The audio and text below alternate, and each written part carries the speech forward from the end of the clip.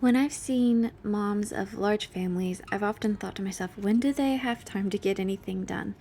And now, as a mom of 6 children, I've been asked the same thing, and I thought I would share with you some of my maybe unconventional ways of doing things that have nonetheless streamlined motherhood, homemaking, and given me more time to do things that I like to do.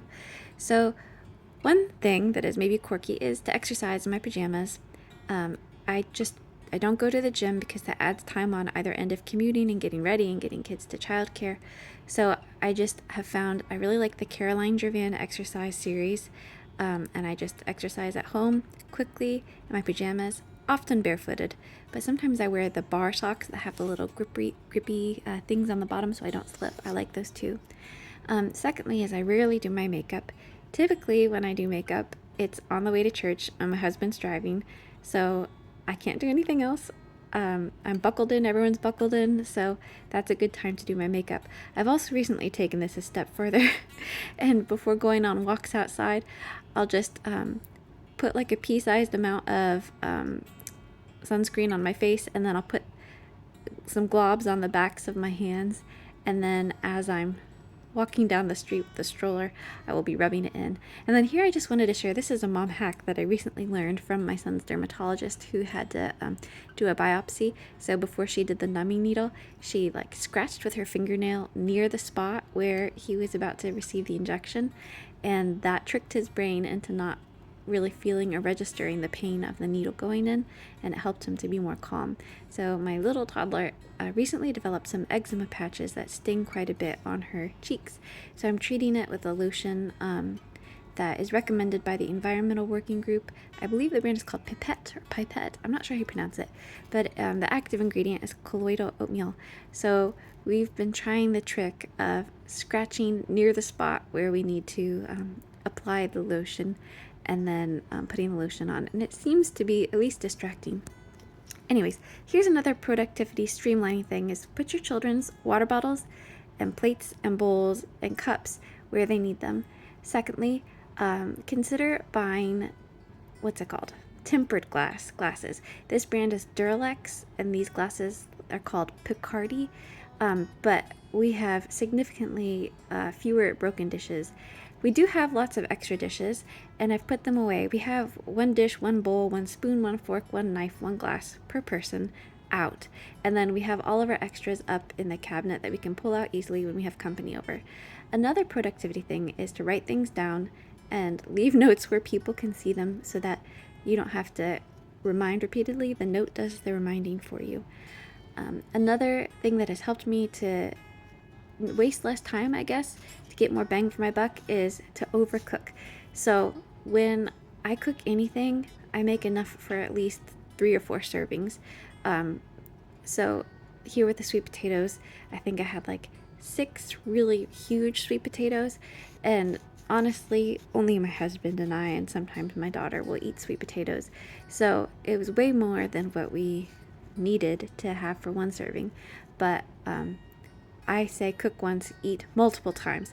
So the other thing is that you can teach your children lots of things just by including them. So I didn't have to find something to entertain my toddler with while I was needing to cook.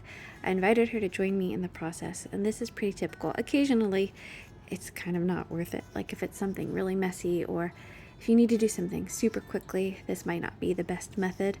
But I like the idea of slowing down, and it's like a teaching time, and it's a time to learn together. So you can see she is on salt duty. She's doing a wonderful job. I was starting to get worried that it might be too much salt, but she just did the tiniest little pinches, so it was okay. Another productivity tip is to get half sheet pans. You can find them at any restaurant supply store. Of course, Amazon sells them because Amazon sells everything in the entire world. But a half sheet pan is a little bit bigger than your traditional baking sheet, and it's great for roasting vegetables or for doing sheet pan dinners. You can really fit a lot on there. Additionally, I strongly recommend lining your sheet pan with parchment paper. It makes cleanup a breeze. All you have to do is set it right on the pan, and then you're good to go. And you can reuse parchment, especially within the same day. So if I were, if I had planned the day better, I would have roasted these sweet potatoes and then put on the chicken tenders on the same piece of parchment paper and put those back in the oven that my boys wanted before our cross-country practice in the evening.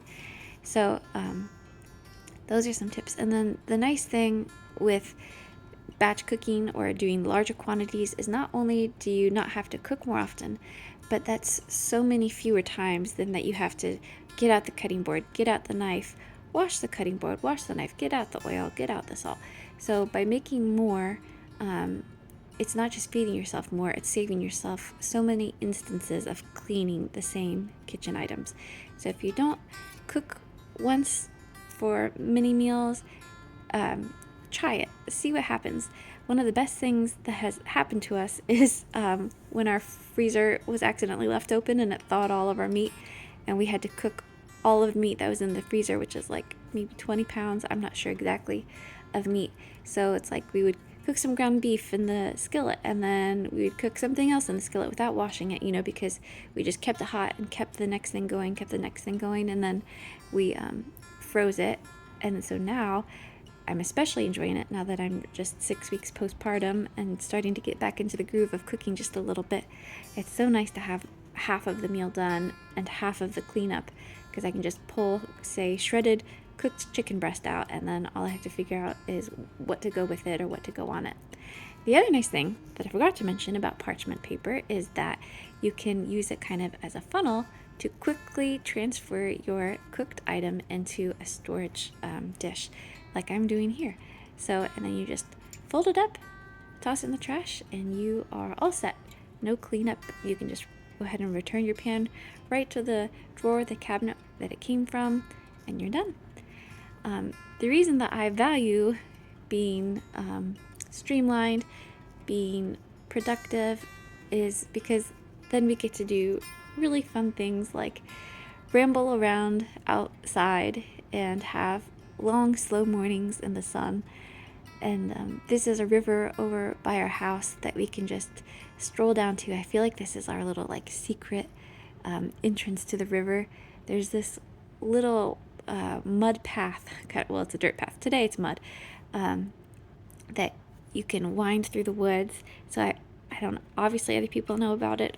Animals use it too, because we've seen the deer prints. They're like little hoof prints in the mud today, and we've seen like raccoon paw prints and everything. But it feels like nobody else knows about it because no one's ever here when we come down, and it's nice and shallow.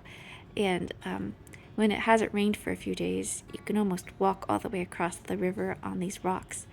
But it's fun to just go skip stones and find seashells. And then on our way back, we saw these cones and we were wondering what they were, but apparently some snapping turtles, have laid eggs in this mulch path there. And then I wish I would have thought that our bathtub is currently out of commission because there was a repair being fixed. So we did a quick little sink bath when we got home. And I hope some of these productivity tips will help you to have more time to do the things that you love with the people that you love. Thanks for watching this video. I hope you come back for the next one. Please consider subscribing.